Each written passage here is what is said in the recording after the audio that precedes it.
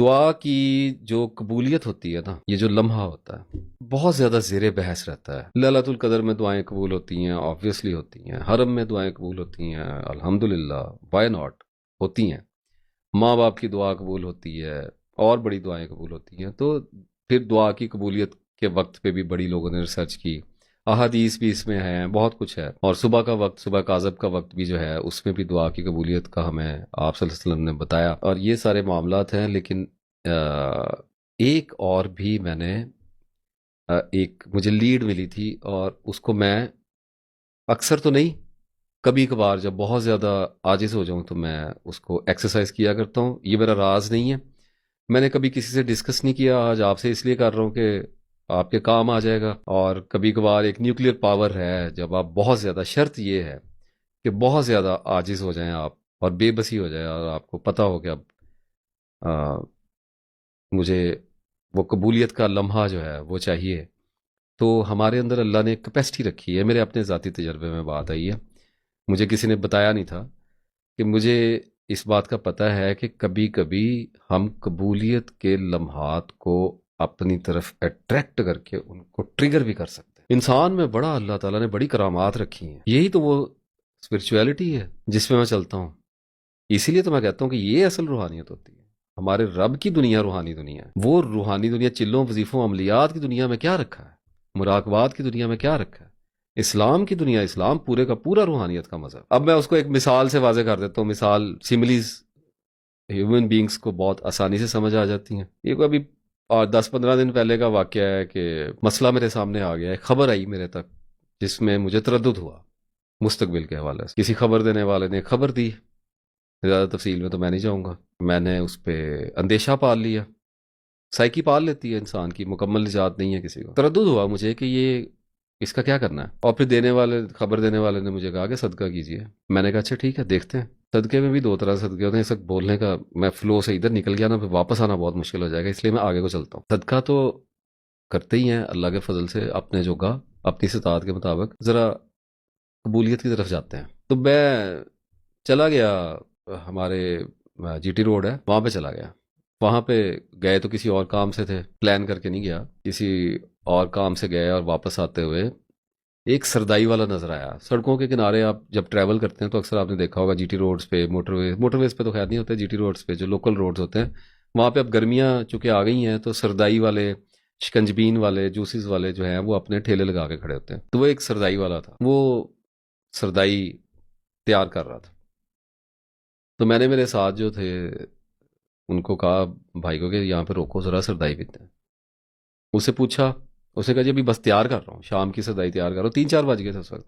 उसके बाद मैंने चले जाना है। मैंने कहा बनाओ। और मैंने उसे कहा कि पैसे ज़्यादा ले लेना लेकिन खालिस देनी है। उसने कहा जी ठीक हो गया। फिर पानी कम मिलाएंगे, बर्फ़ कम मिलाएंगे, चीनी कम डालेंगे। मैंने कहा ठीक हो गया, बनाओ। उसने बनाई और मेरे सामने ही बनी, मैं खड़ा था। और सरदाई जब बन रही थी तो उसने एक जग जो है वो खालिस सरदाई, पानी ज़्यादा मिलाए बगैर, जिसमें वो बादाम को और खशखास को निचोड़ते हैं थोड़ा थोड़ा पानी डाल के, वो जो तैयार गाढ़ी सरदाई, वो उसने अलग निकाल ली हमारे लिए। और बाकी दूसरी आम सरदाई उसने बना दी। उसको बना के उसने अपने वो अड्डे पे रख दी, हमारी सरदाई हमें दी। तो काफ़ी बड़ा जग था। अब मैंने पी और मेरे साथी ने पी, और 2 गिलास, वो डिस्पोजेबल कप थे छोटे, तो मैंने 2 पिए, शायद उसने 3 पी लिए होंगे। तो वो उसके बाद जग तो वैसे का वैसे ही पड़ा हुआ था।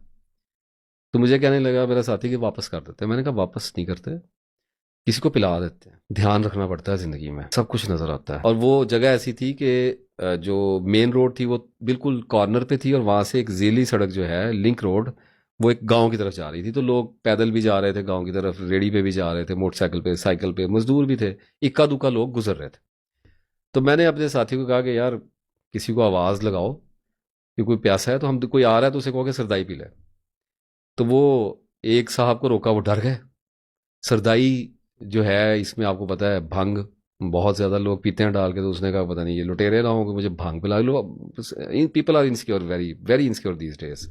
उसका नहीं, नीचे मैं ऐसे ही ठीक हूँ। वो चला गया।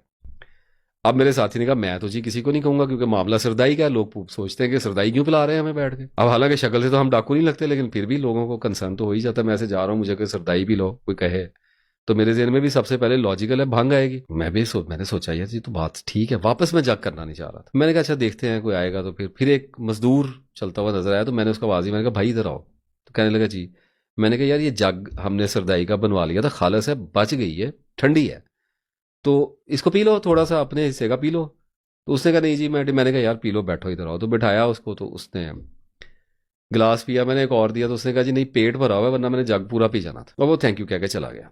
उसके बाद फिर एक बुजुर्ग आए, उनको मोटरसाइकिल पे थे, उनको हमने सरदाई पिलाई, उन्होंने 2 गिलास पी लिए, वो चले गए। और इसी तरह 1-2 गिलास और शायद मुझे याद है बांट दिए, पिला दिए लोगों को।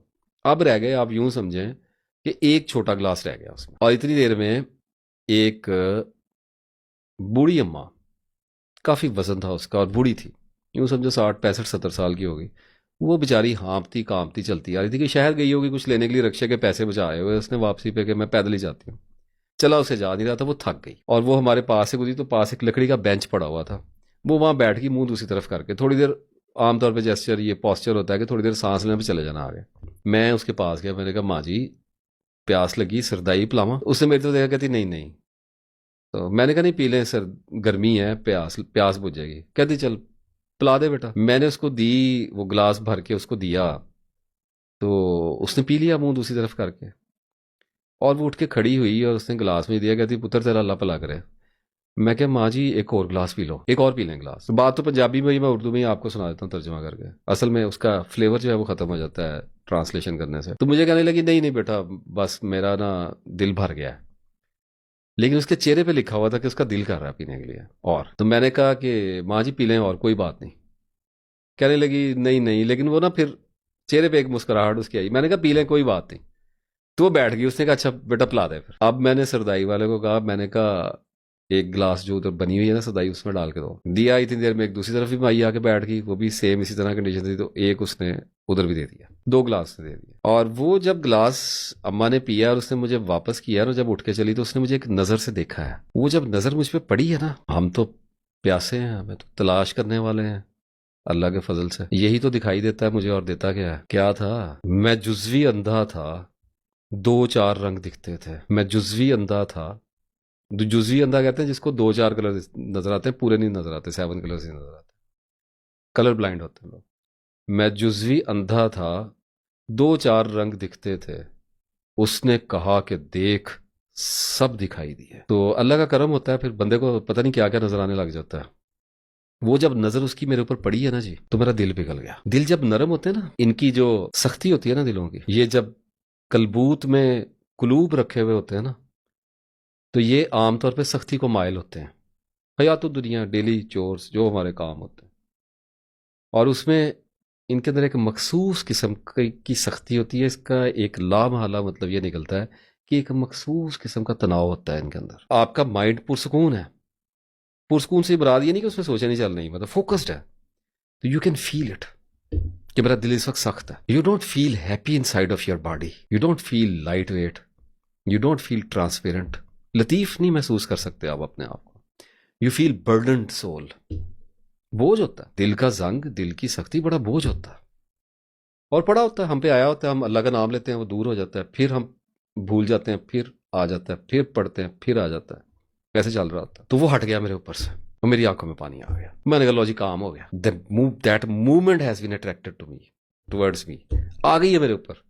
जिसे कहते हैं ना कि तवज्जो, जो गेज, डिवाइन गेज है ना, वो लग गई है, वो बिल्कुल स्ट्रेट हो गई है कि हाँ ऐसे हो गई है। आयत याद आ गई कि ए इंसान, हम बहुत जल्द फारिग होकर तुम्हारी तरफ मुतवज्जो होते हैं। क़यामत के वक्त की अल्लाह ने बात की है। What a divine verse, what a glorious and gorgeous verse, what a royal verse. अल्हम्दुलिल्लाह रब्बिल आलमीन, सुभान अल्लाह, अल्लाहु अकबर कबीरा। ऐसी फीलिंग आई और मैंने मांग दी दुआ।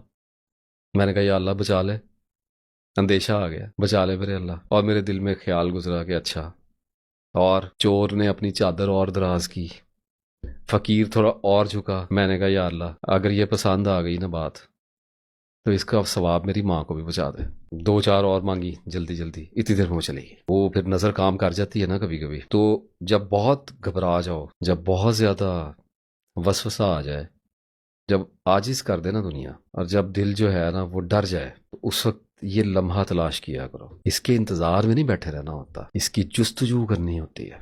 ये ऐसे होता है जैसे जुगनू नहीं फिर रहे, रात के अंधेरे में टिमटिमा रहे हैं, इनमें से कोई एक आपकी तरफ अट्रैक्ट हो जाता है, ऑन डिमांड अट्रैक्ट होता है, तो उस वक्त नेकी तलाश किया करो, निकला करो। माँ की आंख, बाप की आंख, बीवी की आंख, दोस्त की आंख, किसी फकीर की आंख, उस वक्त कोई आंख दरकार है जिसमें हल्की सी नमी हो, जिसमें तशक्कुर मिला हुआ हो, जिसमें मोहब्बत मिला दी जाए, और वो फिर देखे आपको एक नजर। आपके दिल की स्याही ऐसे उतरेगी जैसे पुराने बर्तन से मैल उतरती है।